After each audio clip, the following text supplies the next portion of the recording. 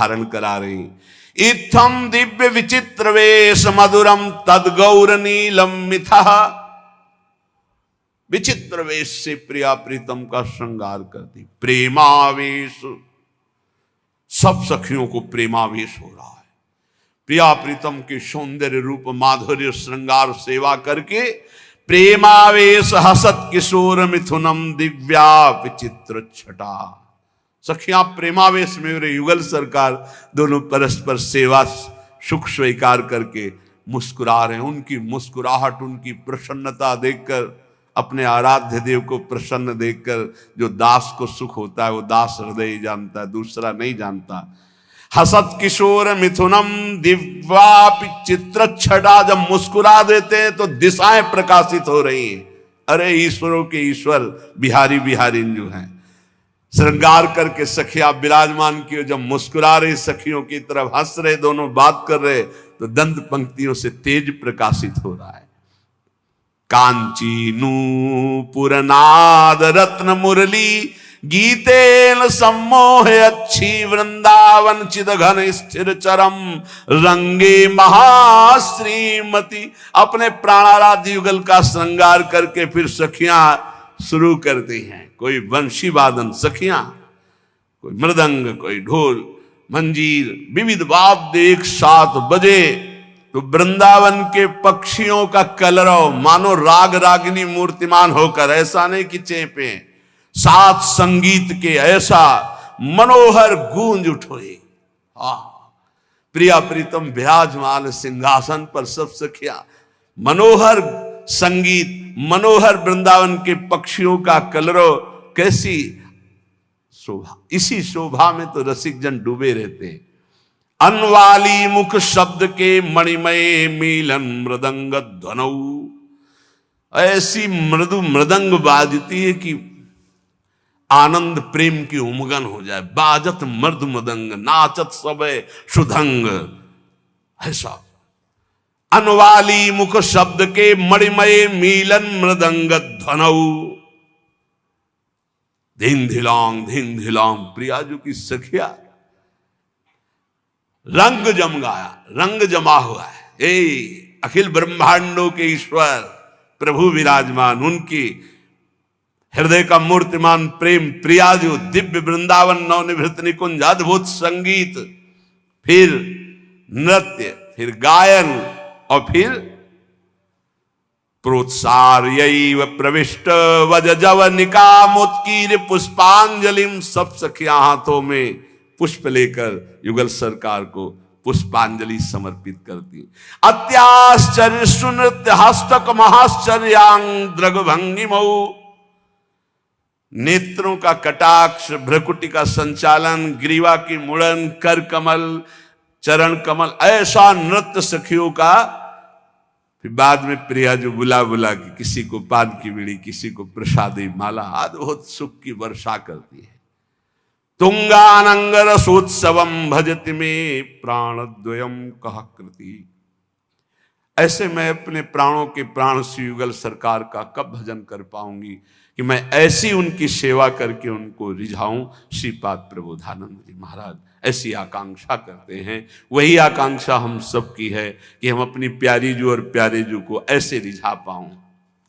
संत वाणी,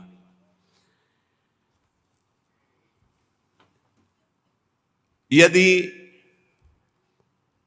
नाम जप करते हुए कर्म किया जाए और उसे प्रभु को समर्पित कर दिया जाए, वही कल्याण कर सकता है। उसी को कर्मयोग कहते हैं। अगर नाम जप नहीं और प्रभु को समर्पित नहीं किया गया तो नैष्कर्मप्य अच्युत भाव वर्जितम न शोभते ज्ञान मलम निरंजनम कुतः पुनः शाश्वत भद्रमीश्वरे न चार्पितम कर्म यद्यप्य कारणम। न शोभते ज्ञानमलम निरंजनम। यदि नाम जप नहीं है, भगवत भक्ति नहीं है, तो तुम्हें ज्ञान हो गया है निरंजन का, वो शोभा को प्राप्त नहीं होता है। जितने परम शुद्ध ज्ञानी हैं वो भगवान का भजन करते मिलेंगे, चाहे सनकादि हो, चाहे भगवान शंकर हो, चाहे शुक्राचार्य हो, परमहंस श्री सुखदेव जी, या परम ज्ञानी जनक जी महाराज, ये जिनको न पूर्ण ज्ञान है और न पूर्ण ज्ञानी है, ये खंडन मंडन की बातें होती रहती हैं। न शोभते ज्ञान मलम निरंजनम, मायातीत त्रिगुणातीत पर ब्रह्म का ज्ञान भी वो सुशोभित नहीं होता जिसमें भगवत चर्चा ना सुनी जाए, भगवान का नाम जप न किया जाए। निष्कर्म मप्यच्युत भाववर्जितम, यदि निष्काम कर्म किया जाए उसमें भगवत भावना नहीं है, नाम जप नहीं, तो वो कर्म भी कल्याण नहीं कर सकता। कुतः पुनः शाश्वत भद्रमीश्वरम, फिर और साधन ये जो अमंगलकारी हैं संसार के भोगों की, इनसे क्या कल्याण हो जाएगा। ये जो कामना कृत कर्म, कर्म कृत कामना, ये तो बंधनकारी हैं। जो निष्काम कर्म भी हैं, यदि वो भगवद अर्पित ना किए जाएं तो लाभ नहीं मिलेगा। इसका भाव समझिए। अगर ज्ञान है और भजन नहीं तो ज्ञान किसी काम का नहीं। गोस्वामी जी ने इसी श्लोक को सरल भाषा में लिखा है, जोग कुजोग ज्ञान अज्ञानू, जहां नहीं राम प्रेम पर धानु, सो सब धर्म करम जरी जाऊ, जहां न राम पद पंकज भाऊ। वो जोग कुजोग है, वो ज्ञान अज्ञान है जिसमें भगवान के चरणों में प्रेम न हो, उनका नाम जप न हो, उनका गुण कीर्तन न हो। वो कर्म धर्म सब आग लग जाए जो भगवान के चरणों में भाव न प्रकट करे। वो यहां कह रहे हैं, न शोभते ज्ञान मलम निरंजनम, मायातीत विशुद्ध जो त्रिगुणातीत ज्ञान है, यदि भगवान के चरणों में भक्ति नहीं, नाम जप नहीं, भजन नहीं, तो वो ज्ञान किस काम का। वो निष्कर्म कर्म भी किस काम का जो अच्युत भावनाविहीन, भगवत भावनाविहीन, भगवान को अर्पण नहीं किया गया। फिर वो काम कर्म जो बंधन कारक है, उनकी तो चर्चा ही क्या है। एक बार देवर्षि नारद जी ने देखा भगवान बहुत प्रसन्न हैं, तो भगवान से कहा, क्वा त्वं वससि देवेश मया पृष्ठस्तु पार्थिव, विष्णुरेवं तदा प्राह मद्भक्ति परितोषितः। प्रभु, यदि मेरी भक्ति से प्रसन्न हो तो मैं आपसे एक प्रश्न करता हूं। क्वा तुम वससि देवेश, आप कहां रहते हो? मया पृष्ठस्तु पार्थिव, हे देवेश्वर, यद्यपि मैं अपने संतुष्टता के लिए पूछ रहा हूं, आप वैसे कहां रहते हैं, आप बता दीजिए। भगवान ने कहा, ना हम बसामि वैकुंठे योगी नाम हृदय न वै, मद्भक्ता यत्र गायन्ति तत्र तिष्ठामि नारद, तेषां पूजादिकं गंध पुष्पाद्यैः क्रियते नरैः, तेन प्रीतिं परां यामि न तथा मत् प्रपूजनात्। मत् पुराण कथां श्रुत्वा मद्भक्तानां च गायनं, निन्दन्ति ये नरा मूढ़ास्ते मद्वेष्या भवन्ति। हे नारद, न मैं बैकुंठ में रहता हूं और न योगियों के हृदय में रहता हूं। ये मेरे प्रसिद्ध स्थान बताए गए हैं रहने के, पर मैं यहां नहीं रहता। मैं वहीं रहता हूं जहां मेरा भक्त नाम का कीर्तन करता, मेरी चर्चा करता, मेरे गुणों का गान करता है। यदि मनुष्य गंध पुष्पादि के द्वारा मेरे भक्तों का पूजन करते हैं तो मुझे इतनी प्रसन्नता होती है कि जो एक मेरी पूजा करे तो मैं उतना प्रसन्न नहीं होता जितना मैं अपने भक्त के पूजन से होता हूं। वो मूर्ख जो मेरी चर्चा करने वालों का, मेरे नाम कीर्तन करने वालों की निंदा करते हुए मेरे द्वेष के पात्र नहीं जानते कि जहां मेरी चर्चा होती है, नाम गुण कीर्तन होता है, वहीं मैं वास करता हूं। मद्भक्ता यत्र गायन्ति तत्र तिष्ठामि नारदः। नारद जी ने पूछा, प्रभु किसकी मां धन्य है, किसकी जन्मभूमि धन्य है और किसका कुल धन्य है? मां धन्यवाद की पात्र कौन है? तो कह रहे हैं समाहितो ब्रह्म परो अप्रमादी शुचिस्तथैकांत रतिर्जितेन्द्रियः समाप्नुयाद योगमिमं महामना विमुक्तिमाप्नोति ततश्च योगतः कुलम पवित्रं जननी कृतार्था वसुंधरा भाग्यवती च तेन विमुक्ति मार्गे सुख सिंधु मग्नम लग्नम परे ब्रह्मण यस्य चेता। आहा, जिसके यहां ऐसा पुत्र पैदा हो गया वो मां धन्य हो गई। कैसा? समाहितो ब्रह्म परो अप्रमादी, जो अप्रमादी है, प्रमाद शून्य है, रात दिन भगवत भजन में लगा रहता है। ब्रह्म परो भगवत चिंतन परायण, समाहितो एकाग्रचित, जो एकाग्रचित से रात दिन प्रभु के भजन में लगा रहता है।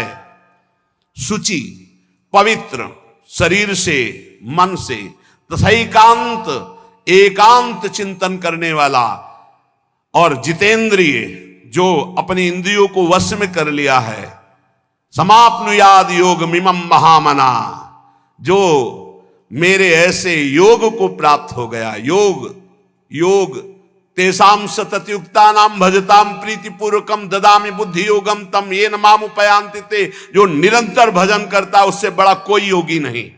सबसे बड़ा वो योगी वही जो समाहित चित्त एकाग्र चित्त होकर के निरंतर भगवत चिंतन में रात दिन डूबा रहता है। ऐसा जो मेरा भक्त है तो कुलम पवित्रम, उसका कुल पवित्र हो गया। सो कुल धन्य उमासुन जगत पूज्य सुपनीत, संपूर्ण जगत का बंदनी कुल हो गया जिसके यहां ऐसा बेटा पैदा हुआ जो रात दिन भजन करने वाला। कुलम पवित्रम, कुल का कुल पवित्र। जननी कृतार था, वो मां कहलाने योग्य है। जिसके ऐसा बेटा पैदा हुआ वो कृतार्थ है। श्री सेवक जी महाराज के नाम प्रसंग कहत उपदेश, जाया धर्म धन्य सो देश। धन्य सुकुल जेहि जन्म भयो, धन्य सुतात धन्य सो माए। संतत सकल सुनहु चित लाए, श्री हरिवंश प्रताप जस। वो देश धन्य, वो कुल धन्य, वो माता धन्य, वो पिता धन्य, जिसके यहां नाम जापक प्रकट हो गया।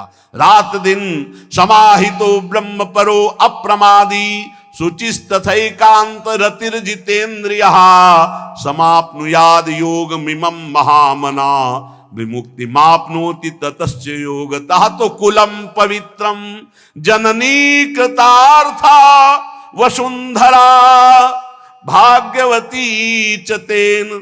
धन्य है वो भूमि, तीर्थ हो जाता है जहां भक्त प्रकट होता है, वो भूमि बंदनी हो जाती है। भगवान शंकर जी एक बार एक जगह प्रणाम कर रहे थे तो पार्वती ने पूछा ये कौन सा तीर्थ स्थल है?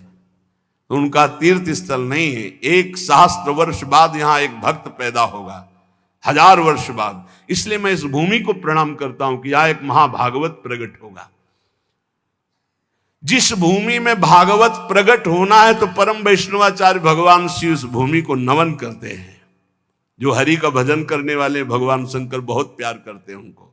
मार्कंडे जी को बुलाए, भगवान शिव और पार्वती दर्शन देने गए तो उन्होंने पूछा कभी ध्यान नहीं किया आपका, कभी बुलाया नहीं, आप क्यों आए प्रभु?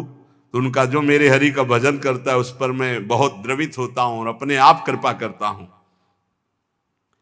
तो धन्य है उसकी मां जिसके ऐसा पुत्र पैदा हुआ रात दिन भजन करने वाला।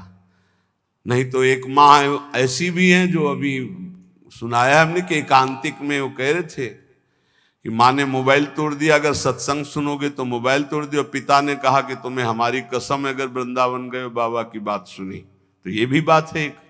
और एक वो है जो जननी करतार था, एक माँ आई थी और उसने बताया कि हमारे बेटे, तो बेटे ने कहा कि अब दोबारा हमारे सामने मत आना, मैं आपको प्रणाम करता हूँ क्योंकि आप आती हो तो हमारे मन में विक्षेप होता है। बोले हमने भी निश्चय किया कि अपने बेटे को अब कभी विक्षेप नहीं, मैं भले ही राधा केल कुंज में किसी जगह छुप के उसको देख लूं लेकिन अब कभी सामने नहीं जाऊंगी महाराज जी। वो भी शिष्य है। तो उनका धन्य है आपकी ये त्याग निष्ठा, जिससे उसका भी, और वो श्री जी की सेवा में रात दिन बना रहता है। ये है निष्ठाएं, ये है जननी, पवित्र जननी, जिनकी कोख पवित्र हो गई, जिनका जीवन धारण करना पवित्र हो गया, गर्भ धारण करना पवित्र हो गया। जननी कृतार्था। जब श्री ध्रुव जी परम पद पर आरूढ़ होने के लिए विमान पर विराजमान हुए तो उनको याद आई अपनी मां, और भगवत पार्षदों से कहा मेरी मां की क्या गति होगी, क्योंकि मैं अपनी मां का अकेला पुत्र हूं, कोई मां का प्यार करने वाला नहीं था। महाराज तो सुरुचि को प्यार करते थे, तो मेरी मां की क्या दशा हुई होगी। तो उनका वो जो आपसे भी तीव्र गति से चमकता हुआ विमान आगे जा रहा है, उसमें आपकी मां जा रही भगवान के धाम को। अश्रु आ गए कि भगवान आप कितने कृपालु हैं। प्रहलाद जी ने जब देखा कि भगवान नरसिंह प्रसन्न हुए, तो उनका प्रभु वैसे तो मांगने की कोई इच्छा नहीं, पर एक जानने की इच्छा है।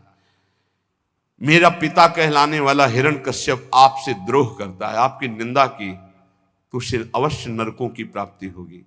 नाथ, क्या पिता कहलाने का अधिकार उनको प्राप्त हुआ इस शरीर का, तो क्या प्रभु उनकी नरक से उद्धार हो जाएगा।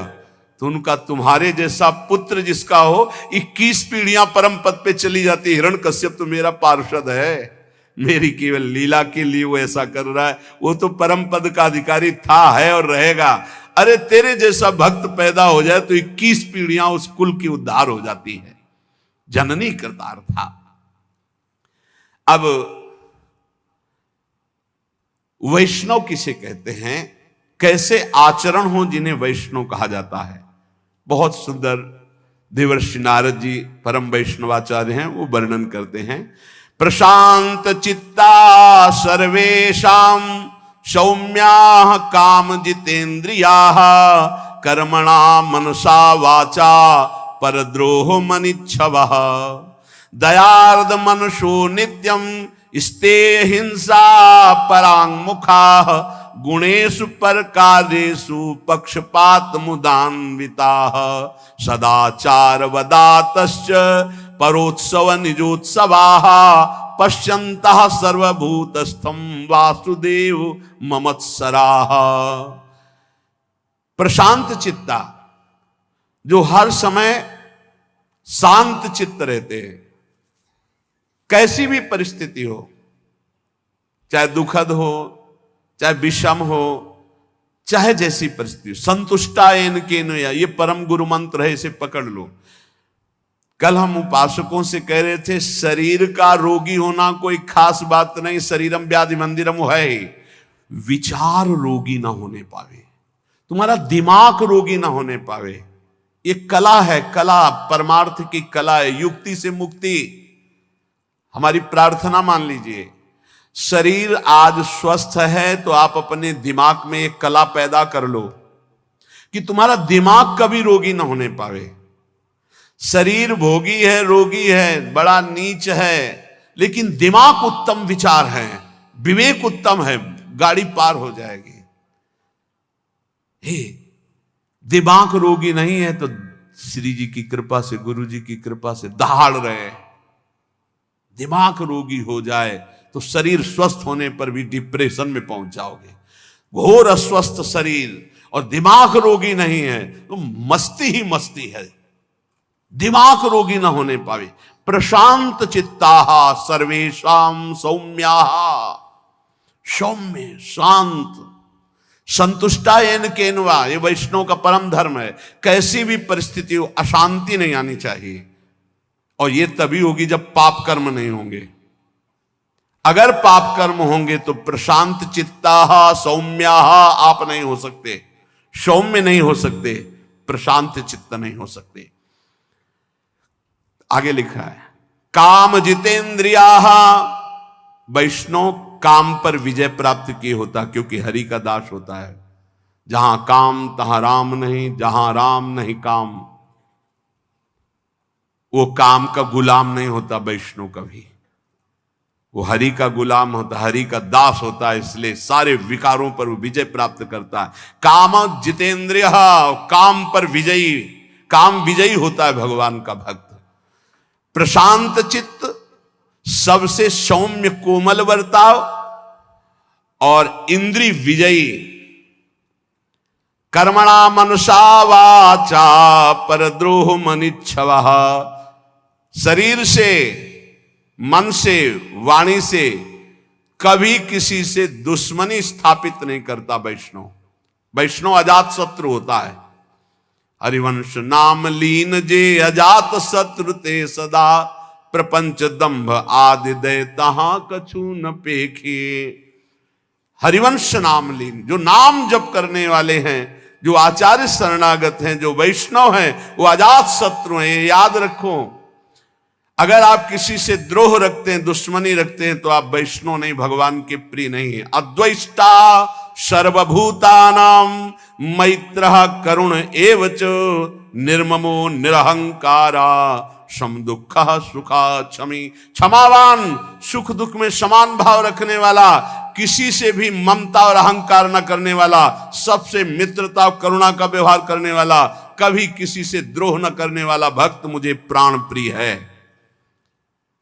मन वचन कर्म से किसी से भी द्रोह ना हो। तुमसे कोई दुश्मनी रखे, तुम्हारे हृदय में उसके प्रति दुश्मनी ना हो, ये वैष्णव का लक्षण है। काम विजयी, प्रशांत चित्त और सौम्य सरल स्वभाव, मन वाणी कर्म के द्वारा किसी को भी दुख न देना, द्रोह न करना। दयार्द मनुष्यो नित्यम, जिसका चित्त भगवत भजन से द्रवीभूत है, सब पर करुणा करने के लिए उतावला रहता है। वैष्णव का हृदय कैसा रहता है? सब पर करुणा करने के। क्या करूं कि इनको सुख पहुंच जाए, क्या दे दूं, कैसे इनको प्रसन्न कर लूं, कैसे इनका हृदय आह्लादित हो जाए, ये वैष्णव का हृदय होता है। दयार्द मनुष्यो नित्यम, क्यों?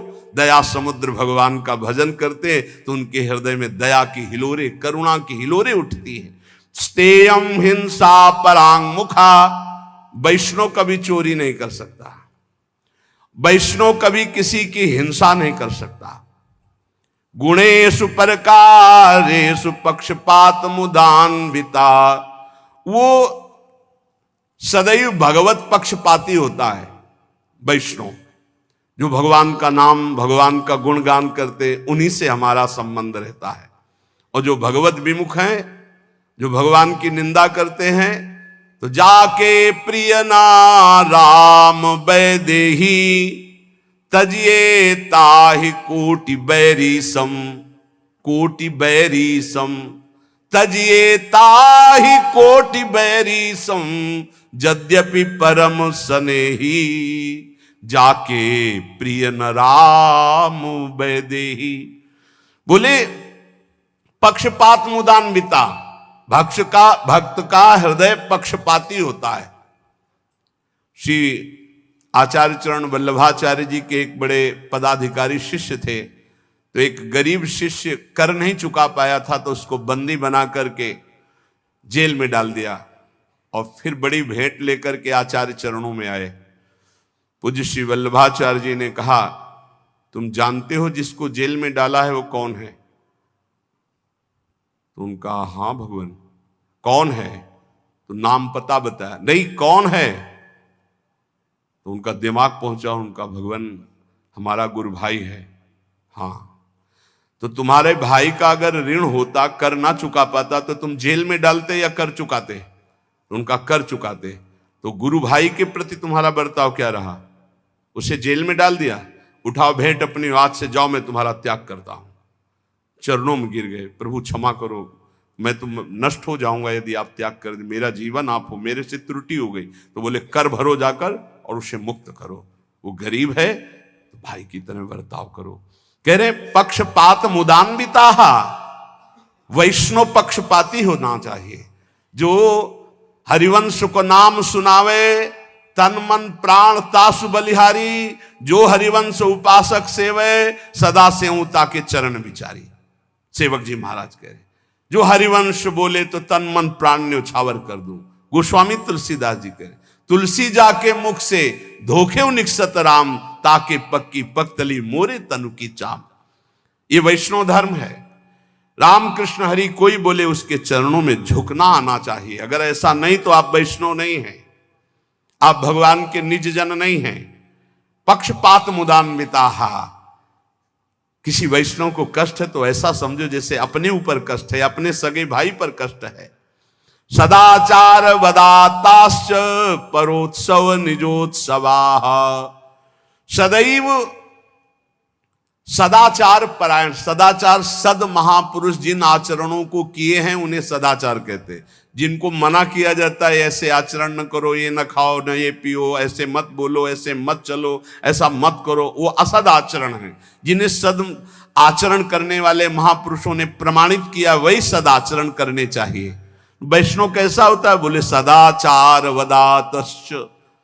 उसकी वाणी में, उसके जीवन में, उसके चरित्र में सदाचरण होंगे। और परोत्सव निजोत्सवाः, वो जब कोई उत्सव मना रहा है, आनंदित है, सुखी है, तो इस बात को देखकर वो सुखी हो, जलन नहीं होगी कि अरे इसका बड़ा यश हो रहा है, इसकी बड़ी कीर्ति हो रही। ये वैष्णव में नहीं होता। वो भले कंठी तिलक बांधे, यदि ईर्ष्या करता है तो वो वैष्णव नहीं है। देख करके ही मुस्कुराहट आ जाए और प्रणाम की मुद्रा हो जाए, ये वैष्णव का स्वरूप है। किसी भी संप्रदाय के संत नाम जापक वैष्णव आपको बताएं, पूरे विश्व के महात्मा हमारे बाप हैं। हम आपको हृदय की बात कह रहे हैं। आज के 35 वर्ष पहले गुरु नानक साहब जी ने दर्शन दिए थे गंगा के किनारे। निज जनों को हितधाम में भी बताया था और यहां भी बताया था। एक ऐसे पट्टी पड़ी हुई थी जो शब्द लिखे थे, मुझे पंजाबी आती नहीं, पंजाबी अक्षरों में लिखे हुए थे, और गंगा के किनारे रेती में बैठे हुए थे। तो देखा ऐसे नानक साहब विराजमान है, गंभीर शांत मुद्रा। बार बार हम कोशिश करते थे उन शब्दों को पर हमको उस ज्ञान नहीं उसका, तो केवल एक ऐसे जैसे दुपट्टा ऐसे हो, ऐसे दुपट्टा, उसमें कुछ अक्षर लिखे हुए थे बस। अपार श्रद्धा। इन महापुरुषों का वही होता है जो इनकी आज्ञा के अनुसार चले। ध्यान रखना, ये जितने सिद्ध महापुरुष भगवत प्राप्त हैं, तुम लाखों कोस दूर से अगर इनकी आज्ञा का पालन करोगे तो तुम जानते भी नहीं हुए तुम पर अपार कृपा उड़ेल देंगे। और जो निज जन कहलाते, अगर उनकी आज्ञा के विरुद्ध है तो पाई भर कृपा नहीं प्राप्त कर सकते। महापुरुषों का पक्षपात होता है, उनकी आज्ञा का पालन कर। जो गुरुवाणी के अनुसार चले उस पर कृपा बरसेगी, गुरुवाणी के विरुद्ध चले तो कहलाए उनका, तो उनको वो कृपा की रेख भी नहीं पा सकता है। ये देखा गया। हम तो जानते भी नहीं थे, तब कृपा हुई थी, तब कृपा हुई थी। और एक महापुरुष नहीं, एक से एक बड़े महापुरुषों का सानिध्य गुरु कृपा से प्रकट अप्रकट होता ही रहता है। पक्षपात मुदान्विताः, ये हृदय में पक्का समझ लो। विश्व के जितने संत हैं, इन सबकी एक साथ कृपा उदय होती, तब जाकर के वो भगवदानंद की ऊंचाई पर पहुंचता कोई साधक। सबकी कृपा हो, सब हमारे हैं। कभी हमको ऐसा नहीं लगा कि कोई गैर है, कोई और है ऐसा लगा ही नहीं, कोई और है ऐसा लगा ही नहीं।